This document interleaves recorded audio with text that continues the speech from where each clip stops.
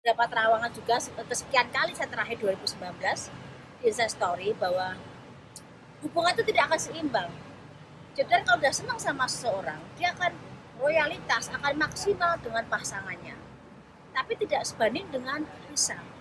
Dan menurut saya dari pertama, apa yang punya Risa, yang katanya punya ini, yang dia untuk seorang Jedar, itu yang milik Jedar sendiri, bukan milik Risa gitu loh. Hanya untuk menutupin bagaimana sayangnya Risa kepada Jedar.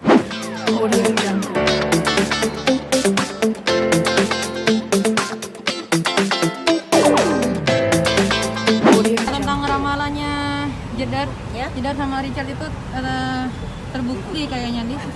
Cerita awalnya seperti apa sih Mbak sampai akhirnya waktu itu meramal? Jadi gini loh, satu kalau menerawang juga nggak asal juga.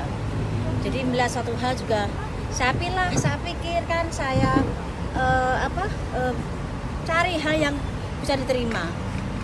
Saya sempat menerawang yang pertama waktu itu soal hubungan Risa dengan Jedar.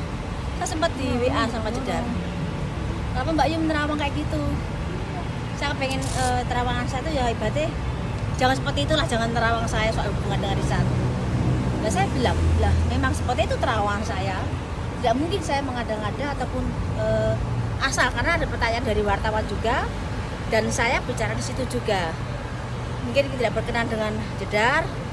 Waktu saya juga minta maaf, menjelaskan. Dan di 2019 saya sempat syuting bareng juga, dapat terawangan juga kesekian kali saya terakhir 2019 di Insta Story bahwa hubungan itu tidak akan seimbang.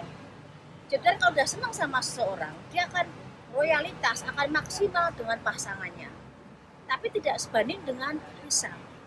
Dan menurut saya dari pertama, apa yang punya Risa, yang katanya punya ini, yang dia untuk seorang Jedar, itu yang milik Jedar sendiri, bukan milik Risa gitu loh. Hanya untuk menutupin bagaimana sayangnya Risa kepada Jedar.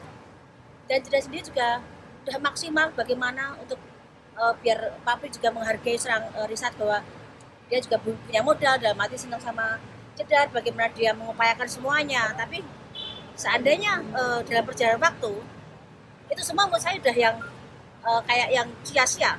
Saya pernah bilang sama Jedar langsung, ini kalau Risa nggak lurus, belok bubar.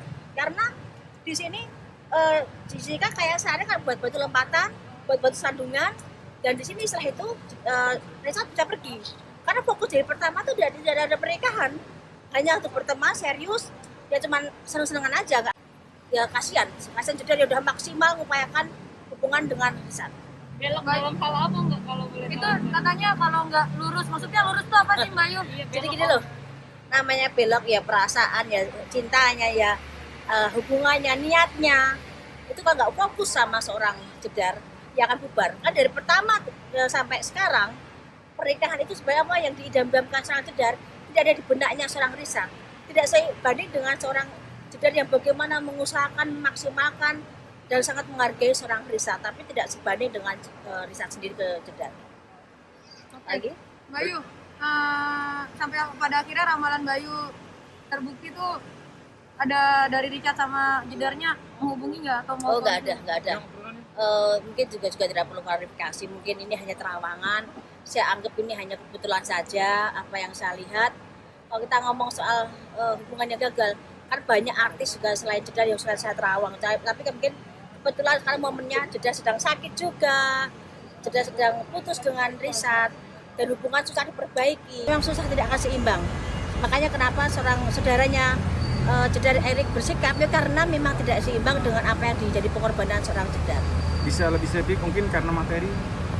Semuanya, karena tadi saya bilang apa yang semua di pabrik yang seakan dari Risa itu semua milik Jedar. Menurut saya loh ya, itu milik Jedar. Tapi bagaimana kan Jedar mengupayakan, mengusahakan agar seorang pabrik atau seorang Risa itu dihargai masyarakat, karena nggak cuma modal tampang, tapi juga punya materi. Tapi semua menurut saya Jessica yang mengupayakan semuanya. Tapi pada akhirnya Mbak Yu melihat kedepannya seperti apa nih hubungan keduanya? Akan bisa kembali lagi seperti semula atau kalaupun gimana? siapapun jodohnya Jedar, yang terbaik saja, yang bisa mengerti kekurangan dan kelebihannya Jedar. Karena kondisi kesehatan jedar sekarang lagi menurun dan tidak bagus, kasihan dengan banyak beban yang luar biasa ini. Dan walaupun kedepannya bisa bubar jatuh lagi, tidak akan, kasihan jedarnya. Lebih jungkir balik lagi terhadap seorang Risat. Berarti dari penerawangan Bayu memang mereka tidak bisa bersatu ya? Tidak bisa bersatu. Jadi nggak ada istilah nanti ketemu nikah, nggak ada. Jadi memang udah sampai di sini, kalaupun menyatu lagi hanya untuk basa-basi atau bagaimana bisa bertemu, bisa komunikasi, itu aja. Jadi tidak ada yang untuk menikah sampai jenjang nanti. Kalaupun ini mentok-mentoknya, kalaupun menikah hanya seumur jagung. Berarti yang paling merasa kecewa tuh jedar ya? Dari semuanya jelas Jedar sama Erik saudaranya, karena kalau Erik mungkin melihatnya dia punya saudara disakiti sama laki-laki dan ini hanya merugikan seorang Jedar yang ngapain gitu loh, dan menyakitin saudaranya sendiri juga Erik dia nggak terima. Dan Jedar sendiri pun udah maksimal, karena namanya hubungan kan suka dan duka adanya, dan maksimal mengupayakan pasangan. Jadi kan Jedar yang berusaha, Risatnya tidak ada gitu loh. Jadi merasa kayak berlari sendiri, Risatnya melandai di tempat. Dia akan bisa nyatu. Boleh dibilang Richardnya berarti setengah hati gitu Mbak Yu ya?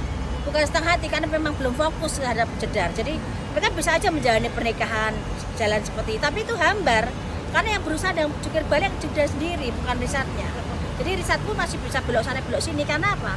Di hatinya tuh belum ada komitmen untuk pengen nikah, itu belum. Jadi kalaupun kepengen nikah ya jalannya aja, kepengen nikah seperti apa nantinya, tapi belum punya sifat yang niatnya tuh untuk menikah dan menyenangkan dan membahagiakan seorang Jedar tuh belum bisa sejauh itu. Tan Bayu kira-kira kapan nih Jedar akan menemukan hambatannya? Kalau saya lebih cenderung ke kesehatannya ya.